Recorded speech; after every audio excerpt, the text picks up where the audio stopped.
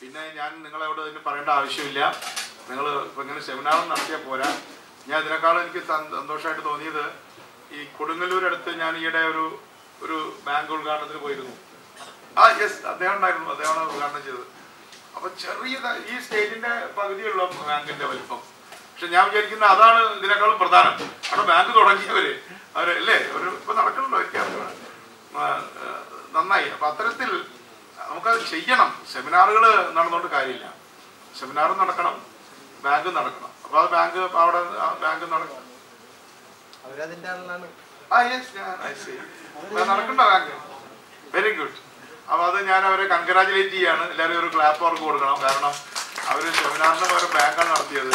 അതുകൊണ്ട് hands on ഒരു bank ചെയ്യുന്നുണ്ട്. ഞാൻ അവരുടെ പരിപാടിക്ക് പോയിരുന്നു. ഞാൻ ഇനിയും വരാം അവിടെ.